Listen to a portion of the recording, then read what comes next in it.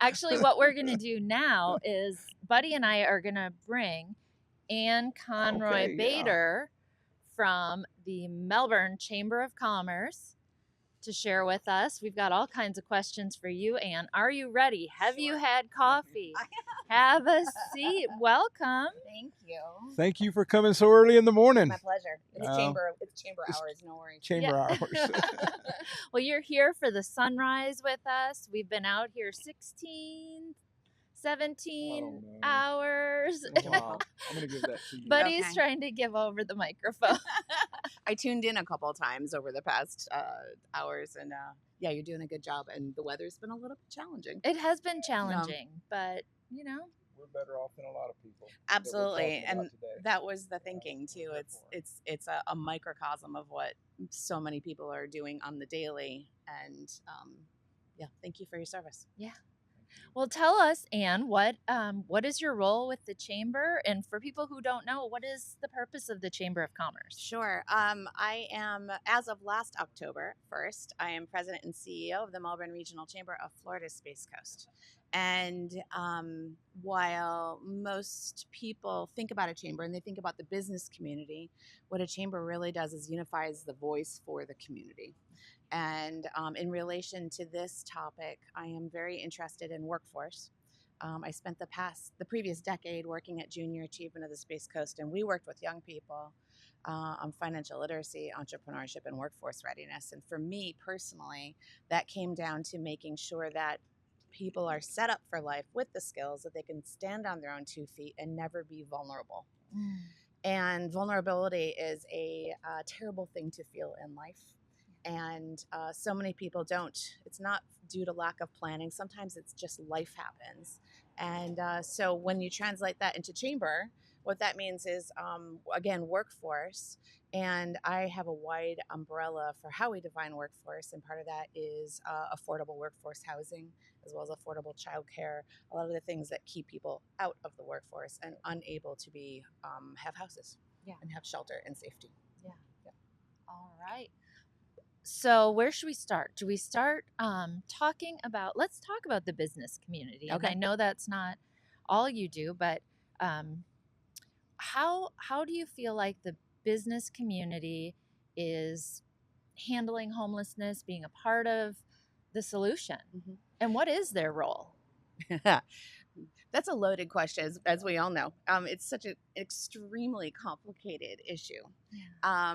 But I've lived many places in the country over my life, and this place, the Space Coast, is the most publicly philanthropic and mission-oriented place I've ever lived. Wow. So I think that there's a lot of potential on what we can do and where we are going.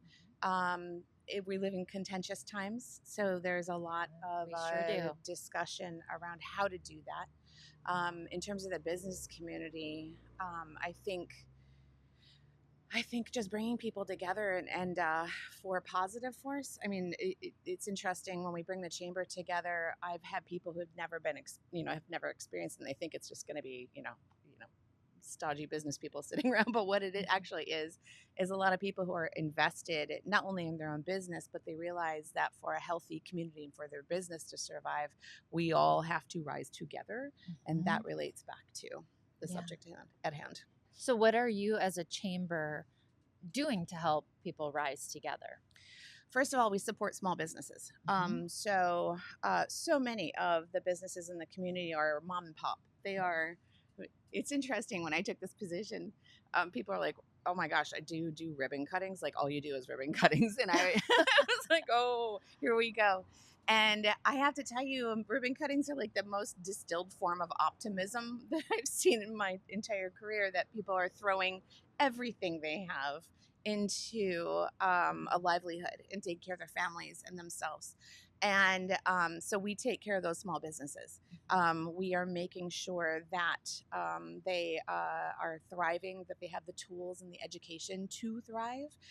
Because as we know, the precariousness of modern life and the expenses of modern life make everybody way closer to the edge that we can be. And I think, especially in that small business community, they are closer to the edge than the average people. So we take care of them. The other thing is that because I have a mission focused background, working in nonprofit sector for my entire career, we are forming a 501c3 adjacent to the chamber. Okay. It'll be called Chamber Works. It'll be focused on education and workforce. But as I mentioned, that workforce umbrella, I view it very holistically. And it's not just the education pipeline, which is extremely valuable to make sure that people have the livelihood and the capabilities of earning a living. But we are going to be looking at affordable workforce housing and eventually affordable childcare. If you look at the initiatives of the Florida Chamber and the U.S. Chamber, those two things are on their list also. Okay. I think there's a much wider understanding of socioeconomic inequities in the disparities that we have in modern society that we're right back to vulnerability again, that people are on the edge. Yeah. And we've got to make sure that we prevent. The prevention side is just as important as the service side. In looking at this. I agree.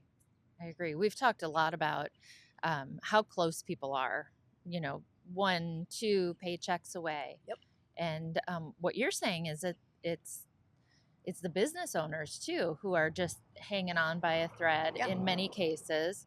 So I hear two sides of the story about downtown Melbourne. Mm-hmm. I hear some people saying, well, businesses are wanting to close, Daily Bread shut down and there's a huge homeless problem. And then I hear other people saying it's not that bad. It's just that their business is struggling and they want someone to blame. So yes. Both. Yes. Yeah, it is. I mean, there is no right solution here, and there's no right. I mean, absolutely, there's been some loud, angry voices, right? Mm-hmm. But there always are.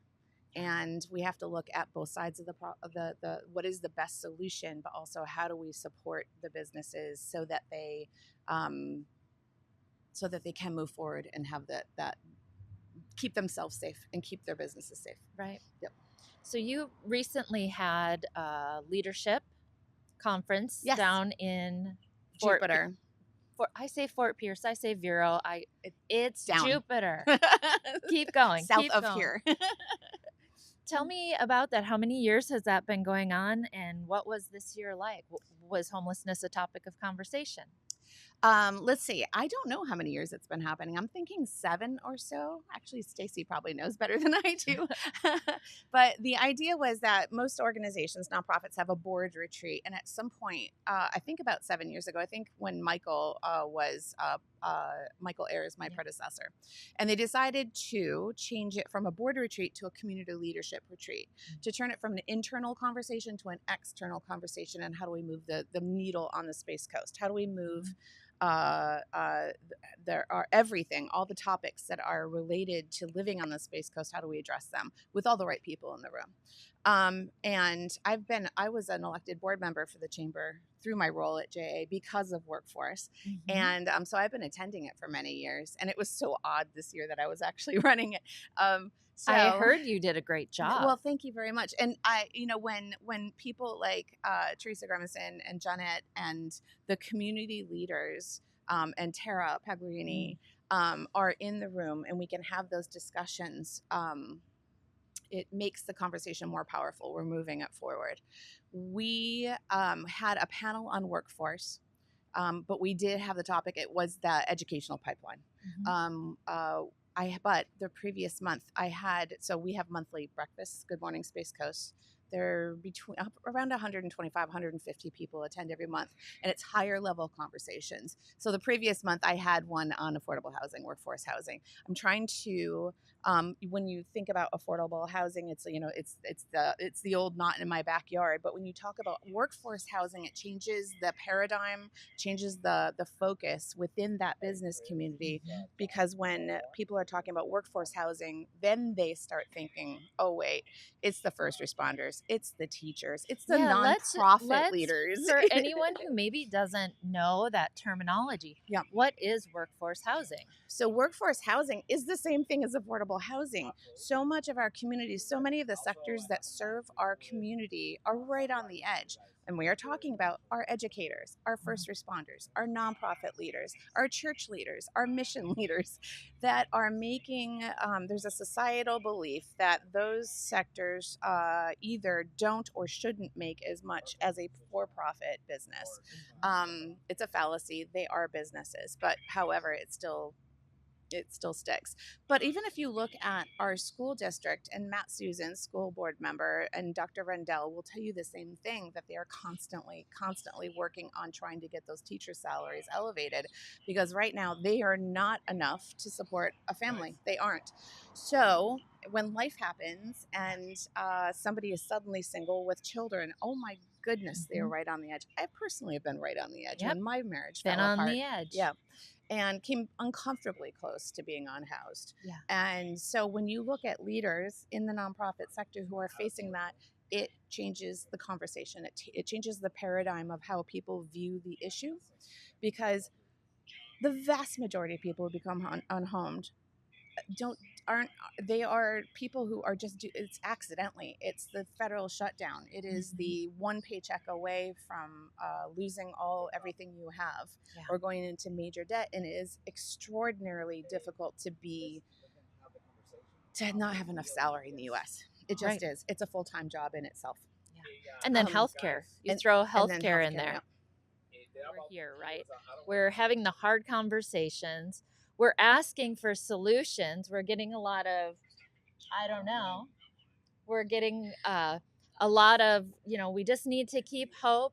But what we're thinking is we need to get people out there doing. What's your to-do list? What's the next step? Keep going. Accountability. It's the same thing we have with the clients in our programs. So, hard conversations, right? Buddy, what do you want to share? I see him grabbing for the microphone. I'm trying to pay attention to that and pay attention to you, and we got I'm lost. all kinds of stuff going on. What are we doing right now? We've been up a long time, but we are out here looking for solutions, and wanted some of those just real heartfelt conversations. And I don't think we're really seeing a lot of that. And it's, the only reason we're here, we're not here raising money or anything like that. We're just trying to find a solution to help our homeless neighbors. And it gets a little worse every year. And one of the things I like is asset mapping. I'm going to go back to that. Yeah. I like that club that started off that Tara's done. She's done a great job there. And I think we get started in something like that we will be able to do a better job at what we're already doing. I mean, we have great organizations in our county that are doing wonderful jobs helping meet the needs of the homeless population. But I think the more that we find out about each other and the more that we're collaborating together, that once a month, I think we'll find that we can do a better job and fill some of those cracks that they're falling through, like Tracy was sharing with the lady. And just a little while ago. not duplicating services.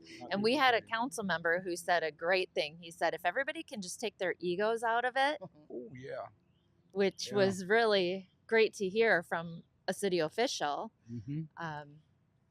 And the cities being able to work together would be fantastic. So, well, what do you see from a Chamber of Commerce standpoint? Do you feel, is there a responsibility for chambers to work together? Oh, absolutely. Brevard County, for the national audience, is 72 miles long. For perspective, outer space is 62 miles away. So outer space is easier to get to than the bottom of Brevard County to the top of Brevard County. Wow. So that's a fun fact. Yeah, I know, it's weird, isn't it? I love it because it's space oriented on the Space Coast of Florida. But so geographically, what happens when communities spring up is different chambers of commerce form. So we are blessed to have 4 chambers across Brevard County: Titusville, Accelerate Brevard, which was formerly Cocoa Beach Chamber, Melbourne Chamber, and Greater Palm Bay. So yeah, the chambers absolutely do. And it's interesting because we talked about both the services for homelessness, but I guess I view my role as much on the prevention side. How do we prevent people from getting in that precarious situation? And I think it's an important part of the conversation as well. Yeah, we've been talking about workforce housing, defining what that is so that people understand. And why don't you, again, just for everybody, what is workforce housing? Workforce housing is a reframing of affordable housing. It is using language that business people and politicians can relate to. And when there are certain connotations to certain words, and words are so powerful, and we've seen this, especially in recent years, certain words become forbidden. So how do we speak the same language? I have a background in arts, and there was always this classic discussion in the arts: is it arts for art's sake or arts for economic development? And depending on who you talk to, you use different language, and it's the same thing with housing. Yeah, is speak the language to who are listening and who you're trying to move. okay. Yep. So affordable housing isn't really, is that just, are people tired of hearing affordable housing, or is it just a different group that you're? I think it's who you're talking to. I think it's the demographic of who you are trying to move the needle with. And if you are trying to move the needle with the business community and politicians, you start talking the language of workforce housing, and all of a sudden the people that they're envisioning and taking advantage of that are the first responders, they're the educators, they're the nonprofit leaders, they are the very worthy people who are trying to make a living. And unfortunately, we live in a dual income society these days, and if one of those incomes goes away, you are in a very precarious situation. So workforce housing changes the dynamic of what you're talking about, that people who are working and making paychecks and raising children and going, contributing to society have access to safe, dignified housing options. Yeah, that's one of the challenges we see. I mean, it's huge. We serve a lot of single individuals and women with children. And so if you've got 3, 4, 5, 6 children, one of them is sick, one of that, how do you find affordable daycare? What if you don't have a vehicle? Yes. Or your vehicle's something happens, you get in an accident. Happened to me last week. I am a single mom of 3 kids, and my car broke down. I do not have a backup vehicle, and it's instantly you're thinking through all the options, and instantly you're thinking, if I can't get to work, what happens? And I'm now, because of my career trajectory, I'm more insulated now, but a while back I was not. And so when you look at the people, when you think about affordable housing, I think when you picture those people, it's a lot broader than what you're picturing. It's a lot broader of the people who are affected by this. Right. And the situations for people, it may be, a lot of people think that, drugs or alcohol, and while that is the case, absolutely, a huge piece of it is mental health. We've, divorce is a major cause of flipping a life upside down and putting them into a precarious situation. I started a program at Junior Achievement called Women in STEM, and the first thing I said to them, I walked them through the history of women in work and women in finances.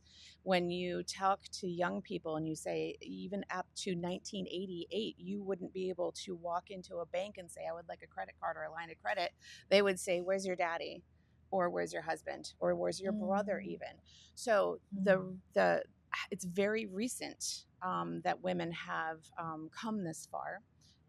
However, when we talk to those young women, the reason you pursue careers, the reason you pursue financial independence is so that you never become vulnerable in your life, that you can always stand on your own 2 feet, that if you choose to get married or choose to have kids, that you're never at any point in your life having to make those decisions about eating, about shelter, about health care.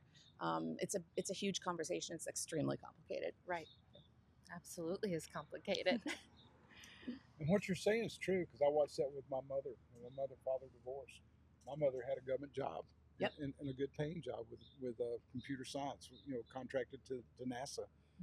And when they divorced, she couldn't even get a credit card. I'm serious. Couldn't borrow money to buy a car. Wow. Yeah. It's and how many people have you? I had no choice on my divorce, and there was somebody who said to one of my daughters, "Well, you come from a broken home."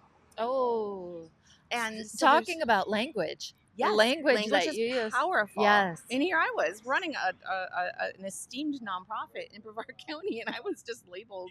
It's just so interesting. It goes back very deep into society. I mean, we're trying to turn around millennia of history, Right. and attitudes and the way we treat people of all levels.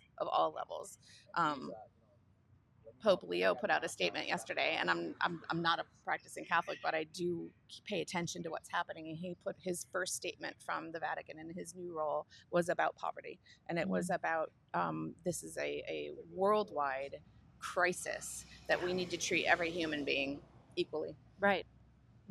Yeah. So the chamber has a nonprofit council. Yes. Tell us about the nonprofit council. So the nonprofit council was formed during Michael Ayer's time at the chamber. Also, I was about to say reign of terror, but sometimes my humor. It's all about words. I love my predecessor. That's the theme. So anyway, a nonprofit council, Jeanette Carr, who now works with We Venture, entrepreneurial support for small businesses, women and men, out of Florida Tech. Jeanette Carr pulled this group together, and the purpose of it was to pull nonprofit leaders from across the entire county together to have the conversations about how do you make your nonprofit successful, thrive, and serve the people you're trying to serve. We do a lot of business training. I think a lot of people think that nonprofits aren't businesses. They are indeed businesses. To run like a business. Absolutely. So we do a lot of business training. We're the chamber, as well as networking, expanding networks. Training them how to fundraise, training them how to present their nonprofit, training them how to become successful. We have new leadership coming into that council for next year. I'm very excited about. Emma Reynolds from Bowen Aquarium in the Zoo, and Akili from Family Promise have been running it for the past couple years. Yep. Next year we have Chris Myers coming in from Cypress Bank and Trust. She not only comes from the funding side, but she actually worked for Habitat for a little bit, and she has served on countless nonprofits supporting everybody. And then the vice chair will be Candace Hodge, who's my former ride or die at JA. She's the VP of Education, so you're talking about somebody who has direct experience in that workforce education pipeline, as well as nonprofit management for 14, 15 years now. That sounds great. Yeah, it's going to be good. We're also bringing in Dottie Allen. She's a past chair of the chamber, and she now does nonprofit consulting, and she's going to be helping them form their curriculum for next year.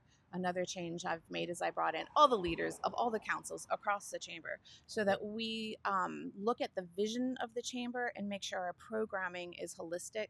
It's not siloed, and they're together supporting each other as we plan out 2026. Right. Yep. I know Chris was in my office. She was really excited. Oh, good. Yeah, she's just the best. She was pumping us up. Been in many of those meetings in the past, and we began talking about it, and she shared she really was excited. I get a kick out of the potential. The Space Coast has such potential. We are at this tipping point. There is a lot of change coming at us. Absolutely. I view part of what the chamber does is really look at the change, how it affects everybody. How do we navigate through this and serve every single person on the Space Coast so that we are all receiving the benefits of the change that's happening. We launch rockets. We can do anything. Right. Yeah. Yeah, we sure do. Yeah. If we come together, better together. One thing I have thought about, and maybe you can speak to this, is we've got Space Coast. We've got all of these businesses. Are you hearing anything about opportunities for maybe the women we serve or the men that Buddy serves? Programs that they can come alongside us and maybe do some training with our people and bring them in, maybe very entry-level jobs, and then get them training so that they can get into those jobs and potentially workforce housing. Actually, that's a gigantic conversation that's happening. Okay, great. So we want to be in the room. It was When I first moved to the Space Coast 12 years ago, I went to a chamber breakfast and Linda Weatherman was speaking. And she was speaking about this new program they were launching called the CPT program. Yes. So the CPT program is a foundational course sponsored at the EDC. I think they are moving it to EFSE. I'm fairly sure they are. But they launched this program where anybody can get this certification that makes them eminently hireable by manufacturing. Certified Production Technician, right? You got it. CPT. Yep. CPT. Thank you. Yeah, no problem. Yeah, I need a little more coffee. That's all right. I got you. So that was the beginning of my thinking at JA, where for a long time, and actually for decades, and this we're talking education-wise, nationally, you go to high school and then you go to college. Go to high school, you go to college, and if you don't go to college, forget it. You're not going to have a career. You will not be able to make a living. And that, I remember sitting in there listening to Linda. I'm like, oh, JA can play a role with that. So we changed our language immediately. Like you go to high school and then you look at your skill set and you look at the available career opportunities. And on the Space Coast, there's manufacturing and STEM manufacturing, both of which, the trades also, all three of which can make you a really good living. Not only that, entrepreneurial opportunities where you can start your own company and really increase your socioeconomic level. So that conversation has just gotten bigger and bigger. Yeah. So it started with encouraging high schools and parents to let their kids pursue non-college pathways. And now it's CareerSource and EFSE and Florida Tech are all very interested in mid-career transitions, in counseling high school students. The CTE program, Career and Technical Education, from Brevard Public Schools is tops of their highly rated, because our high school students have a variety of directions they can go in within high school. It used to be called, in New York, it was called BOCES. Yeah. But, the kids would get on a bus and they go to a center. I think most people our age know about this. Here in Brevard County, there are those trades programs are housed right in the schools. I can't remember the number of pathways you can have, but you can study welding in high school. At Palm Bay, you can study firefighting. My son is at Bayside High School, and he is in the TV production program 4 years. So he's coming out with Adobe certifications, all the things. Yeah, and he can choose to go to Full Sail, right? Yep. Or go right into the workforce. And so I think those options are broadening, and I think they're becoming more respected. I think, especially with the AI coming in also, I think people are starting to think, do I want to go that way, the traditional 4-year, and go into that kind of career? Or I actually told one of my daughters, I have 3 daughters, and she wanted to be president. I'm like, hey, I had a meeting with 2 of the general contractors in town, Mike Williams, MH Williams, yes, and Adam Broadway, certified general contractors. And I had a lunch with them. We had a beer. That's not the right thing. We had a beer. It was later in the afternoon. Yeah.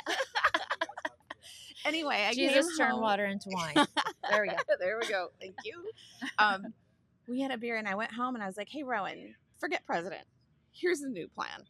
Let's get you into being an electrician. And she's like, what? And I said, let's get you certified and then go to work for a small business and learn that trade really well and do it really well. Do all the soft skills to, show up on time and meet your budget and all the things. And then buy them out or start your own, and you will be able to retire as a millionaire by the time you're whatever. And she just looked at me. She was like, you're crazy. But I meant it, though. There's so many optional different pathways that people can take. And mid-career, you don't have to be a high schooler. There's lots of options these days. EFSE is an amazing resource for changing pathways. CareerSource is an amazing resource that we have, and hopefully ChamberWorks from the Melbourne Chamber will be part of that resource chain as well. Yeah, our families can go to Eastern Florida. They have the program for if you have no income, poverty, homelessness. They welcome the students in at no cost. I love that. So it's such a complicated problem, but so many people have ideas this kind of convening is really important. It really is. And the chamber is really good at convening, so we're trying to look along those lines to help. I would love for our, and maybe you have this, for our aerospace programs to come together and share those opportunities that they have for entry level, and how they can come alongside our students, our people who are homeless, and change their trajectory. And by not bringing in, of course, there's the higher level education, they need that, and they're bringing people in from all over the country, but it's my whole idea that what can we do to serve our people right here. So if you the other challenge of workforce, and the one you hear most often about, especially within the business community, is we need the workforce. But there's a disconnect with what they need and what the community is setting them up to be. Back to the EDC, Economic Development Commission, they commissioned a workforce study this year that went to most of those major aerospace companies and said, no, really, what do you need? Yeah. And they the report is just being published. Linda is sharing it out at the board meetings. It's they're having community meetings about it. And so for the first time, we have a list of all the career pathways at those aerospace companies with the accompanying skills, and they're creating the curriculum at EFSC to get people on that pathway. Yes. So there it is. Yep. Like it's happening. Yep. And that is because that's because of the business community. That has become because of the EDC working together and getting the ear of those companies. Fact is, those companies are competitors, so it's hard to get them to come together, right, in one room, like you were mentioning. But the EDC did it in a manner that was non-competitive, confidential, so that they were able to share that information and get it out to the public. Yeah. Oh, that's so valuable for us. And if we weren't together in a setting like this, we might not know that something's being done. Yeah. Things are being done behind the scenes all the time. So if we can get people talking about it, sharing what they're doing, we've learned so much from you about what's happening out here. Good. Yeah. Well, that actually goes back to, and this is actually something for the nonprofit leaders, is that after my first year at JA, I had a fantastic board, and they still are. JA is a fantastic organization. And at the end of the first year, they said, "What can we do for you?" And I said, what you can do, I said, I'm a big believer in being in the room, having a seat at the table. I said, I would like a seat on the Melbourne Chamber Board, and I'd like a seat on the EDC board. And they made that happen. Nice. And because being in the room, hearing those messages is really important. So I highly encourage nonprofit leaders, people in this sector, to go to the chamber meetings, to take advantage of the EDC when they are open to visitors. I think they do an annual meeting. I could get you more information. But to be in the room where the information is shared, because I think, on a totally different subject, I think we are bombarded with information these days. There's so much noise. There's so many emails. How do we keep up? I mean, I think you put the word out for this thinking that your slots would be filled right away, and it took, even I had to send an email like, I am so sorry, I just saw this, it was a week later and all the slots were almost taken. But I'm sure there are sectors you're like, why didn't they get back to us? And I don't think it's lack of intent. I think it's noise. I think it's people. And so how do we break through the noise? How do nonprofits break through the noise? I don't know. I honestly don't know. If anybody in the chat knows how nonprofits break through the noise, be at the chamber meetings. But honestly, be in the room. I'm a big believer in being in the room, being part of the conversation. And we heard really not giving up, just saying the same thing over and over and over. On message. On message all the time. Anybody who knows me, if anybody's listening to this, will hear some things that came out of my mouth this morning that I have been saying consistently for many years, because being on message is really important. And then being really cognizant of not only who you're trying to reach, but also, like you just said, you wouldn't have known some of these things, on who you should be listening to. Yeah. Well, this has been so good. No, don't apologize. Everything you said is helpful and may help people listening, and it may spark I'm mixing my metaphors here, but like spark something that creates a ripple effect. Absolutely.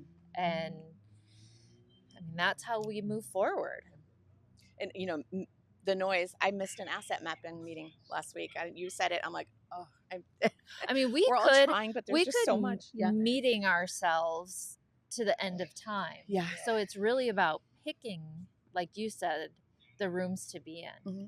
And then having the connections to say, hey, buddy, I missed that meeting. Is there anything that we need to know? Yeah. Buddy and I are I've said this a few times, two independent missions. But our mission is, number one, to serve God and to serve people the way Jesus served people. And we're both doing it. Sure, we could be competing for donor dollars, but plenty of money out there. There's plenty of money out there, and God's already walked it all before us.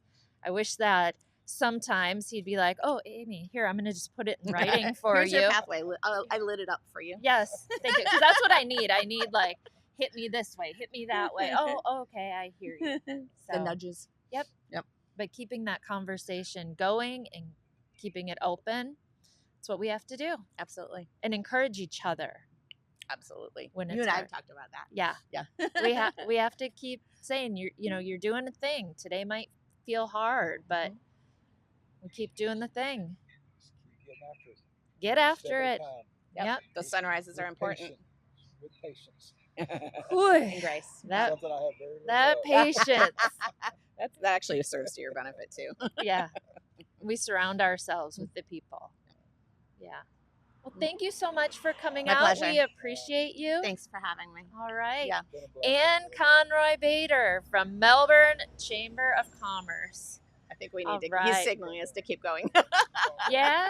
Well, we're gonna keep on talking. We'll keep talking. Talk about the beautiful Space Coast.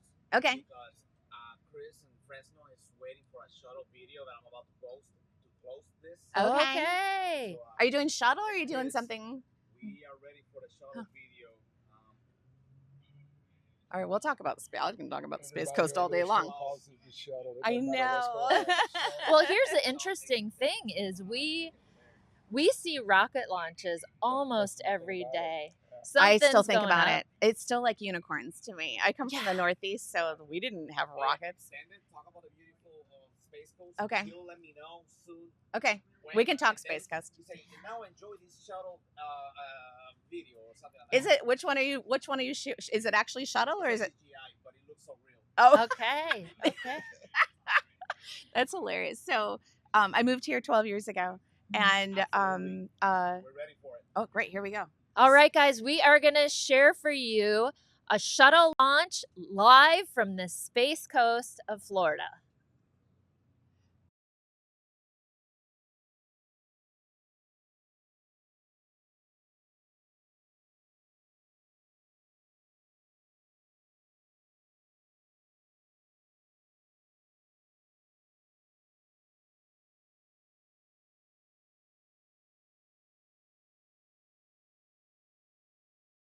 I'm like, yep. Here we go. Here we go. I'm running outside, and where do you live?